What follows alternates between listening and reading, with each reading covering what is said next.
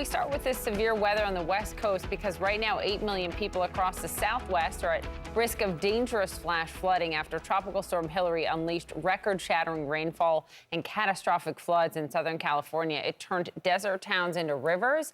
Take a look at this new video into CNN of Cathedral City being overtaken by floodwaters overnight. Hilary has weakened to a post-tropical cyclone. Threat not over yet, though.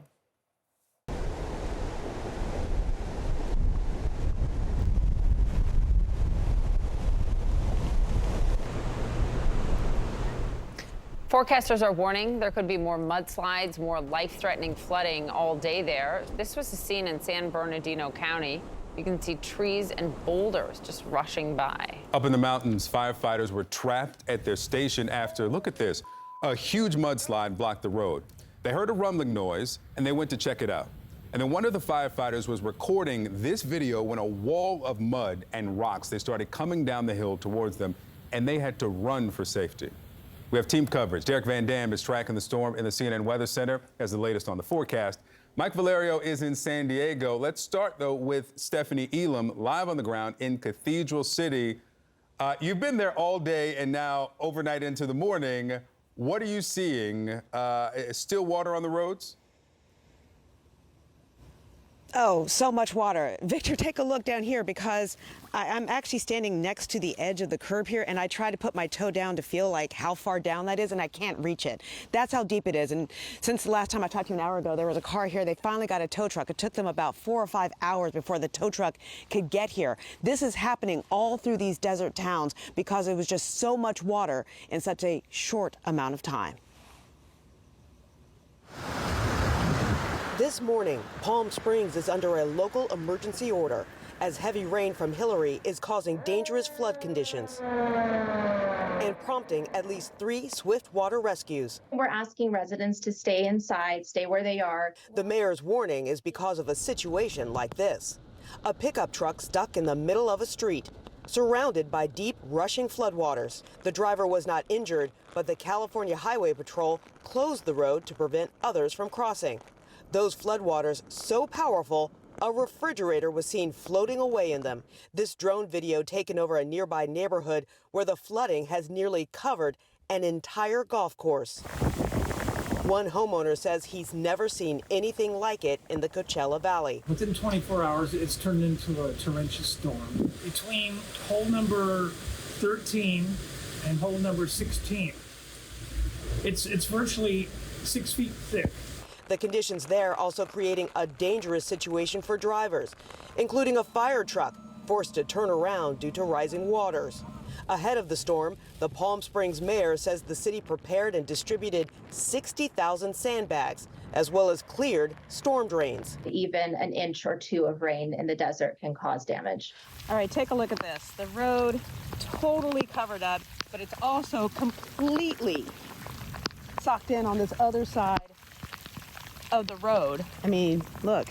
Ooh, I'm barely touching the bottom there. State officials say some desert regions, like Palm Springs, could double their yearly amount of water in just one day from Hilary.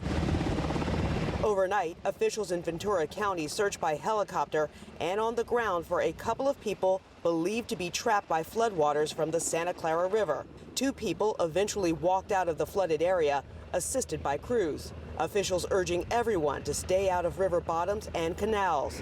Whoa. And this was the scene Sunday in Wrightwood, about 77 miles northeast of Los Angeles. Huge gushes of water forcing their way through a wash, carrying large logs, rocks, and muddy debris.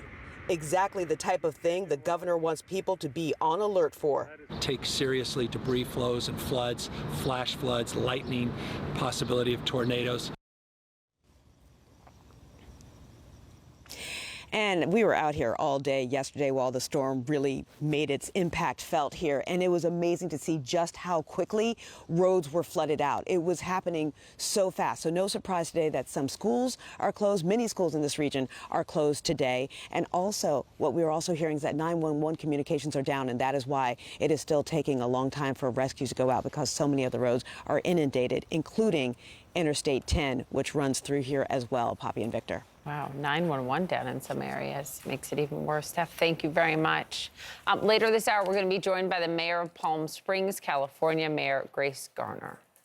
From Southern California now to the CNN Weather Center, meteorologist Derek Van Dam is there tracking the system. So, Derek, we saw the wake. What's ahead?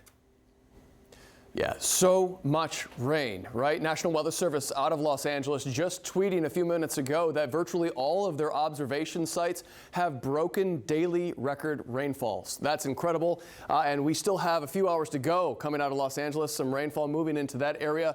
And of course, the system is just bulleting to the north at about 30 miles per hour. And we wanted to highlight some of the lesser impressive rainfall totals, but they are impressive because they're breaking daily rainfall records, but also it's never rained this much in the month of August. Keep in mind, this is generally a dry area for this time of year. San Diego, their wettest day in nearly 6 years. Long Beach and Los Angeles also setting daily record rainfall rates, rainfall totals, I should say, from yesterday. This is in the past 24 hours.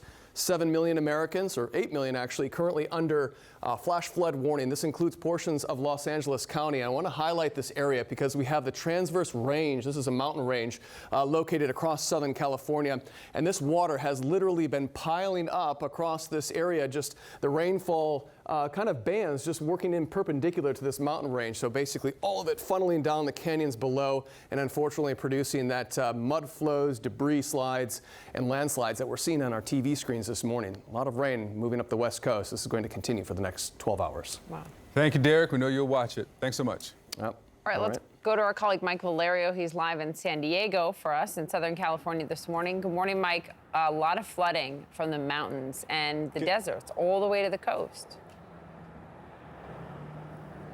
Well, Poppy and Phil, good morning to you. And that's exactly where we're going to start, here on the coast, just up the street where we are in San Diego. So overnight, there are no fewer than 9 people, Poppy and Phil, who were rescued by San Diego fire personnel. This was an encampment of people experiencing homelessness who thought that they could ride out this storm on an island in the middle of the San Diego River. If you're familiar with the area, pretty close to SeaWorld, pretty close to Mission Bay, all of them are okay. But because the flooding threat isn't over in our inland to coastal streams and rivers, there are no fewer than 10 river search and rescue teams that San Diego Fire is putting up and down the river from Mission Bay all the way to the 5, which is a pretty long stretch of the San Diego River. But I think, Poppy and Phil, just, it's very early here in San Diego, but traversing the streets, there is very little damage, thankfully, to the infrastructure here. I think preparation was key from lessons learned in January, February, and March when we had that